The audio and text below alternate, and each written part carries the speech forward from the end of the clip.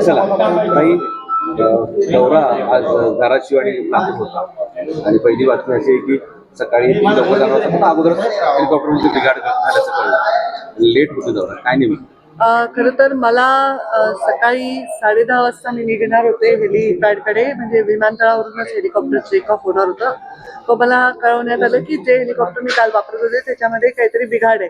म्हणजे कालही असं वाटलं थोडं जुनं हेलिकॉप्टर होतं ते आणि त्याच्यात काही बिघाड आहे. आता मी काय बिघाड आहे वगैरे टेक्निकल डिटेल्समध्ये गेले नाही आणि मग त्यांनी मला सांगितलं की ते दुसरं हेलिकॉप्टर मला पाठवत आहे. तर तेही हेलिकॉप्टर पाठवायला थोडा विलंब झालाय, नाही तर मी बाय कार जाऊन पहिली सभा तरी केली असती.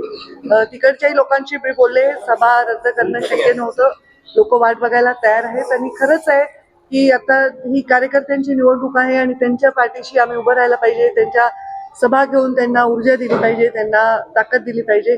तर मी चालले आता सभेला, लेट झालाय 2 तास, पण ठीक आहे, लोक वाट बघायला तयार आहेत. असं की काल तुम्ही वक्तव्य केलं की हेलिकॉप्टरने फिरते आणि आईने देव पाण्यात ठेवलेले आहेत.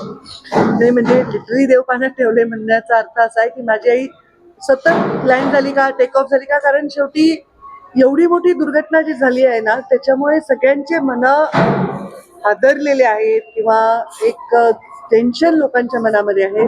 असंख्य कार्यकर्ते मेसेज करत होते, ताई विमान वापरू नका, ताई हेलिकॉप्टर वापरू नका, पण आता त्याला पर्याय नाहीये. शेवटी आम्हाला जास्तीत जास्त ठिकाणी पोहोचायचं आहे, तर कोणी काही काळजी करायचं कारण नाही. मी हेलिकॉप्टरमध्ये बसायच्या आधीच त्यांनी क्लिअर केलं होतं की हेलिकॉप्टरमध्ये काय प्रॉब्लेम आहे आणि बदलावं लागेल, तर त्यामुळे काही काळजी करण्याचं तरी कारण नाही आणि काम तर चालतच राहणार. चरेवेती आम्हाला काम करत राहावं लागेल. हो, दौरा रद्द नाही होणार, काही झालं तरी दौरा पिका. कदाचित शेवटच्या 2 सभा रद्द होतील कारण अंतर खूप आहे, मी पोहोचू नाही शकणार बाय कार देखील. अशी एखादी मोठी घटना घडते त्यावेळेस हेलिकॉप्टर असेल किंवा विमान असेल, लँड करत असताना काळजी वाटते, भीती वाटते किंवा काही मनात काय असतं? आता काल मी त्यानंतर पहिल्यांदा आले.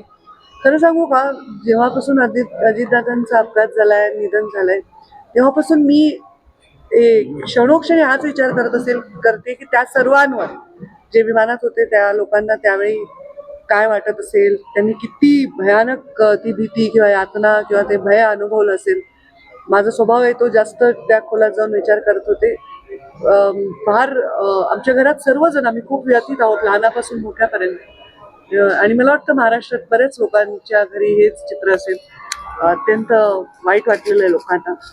तर नवीन काही दिवस हे वाटणार आहे भय सगळ्यांना की अरे बापरे काय बिघड, म्हणजे माहीतच नाही, ते माहीत झालंय की असंही होऊ शकतं. तर वाटणं साहजिक आहे, पण आता त्याला पर्याय नाही आहे. प्रत्येकाला आपलं काम आणि कर्तव्य करावं लागेल. लाडक्या प्रश्न उपस्थित केलाय, हा ऑपरेशन लोटसचा भाग आहे. मला याचं काय उत्तर द्यावं खरंच कळत नाही. म्हणजे I have no words to even express तेवढ्या तसे विचारही मला करता येईल. लाडक्या बहिणीच्या योजनेला अजित पवारांचं नाव द्यावं असं त्यांचेच आमदार डिमांड मागणी करतात. तर मुख्यमंत्री नक्कीच याच्यामध्ये निश्चित निर्णय घेतील आणि ते जे योग्य निर्णय घ्यायचा ते त्यांच्या पाठीशी आम्ही. संजय राऊतांनी असं पण म्हटलं की अजितदादांचा मृत्यू हा रहस्यमय मृत्यू आहे आणि त्याची माहिती लोकांना मिळाली पाहिजे. तर समजा त्यांनी असं म्हणलंय तर याच्यावर मी काय म्हणायचं, माझं काय याच्यात औचित्य आहे बोलायचं. मी आतापर्यंत कोणाही व्यक्तीच्या कॉमेंट्सवर कॉमेंट करून मीडियाच्या लाईमलाईटमध्ये येत नाही. मी माझे मुद्दे घेऊन येते, माझे मुद्दे मांडते, मी दुसऱ्यांच्या मुद्द्यांवर बोलतच नाही. हे 20 वर्ष तुम्हाला सवय असली पाहिजे. थँक्यू. हिंदीवाल्याला काय हिंदी पर्यंत गेलं का माझं हेलिकॉप्टर बिघाड?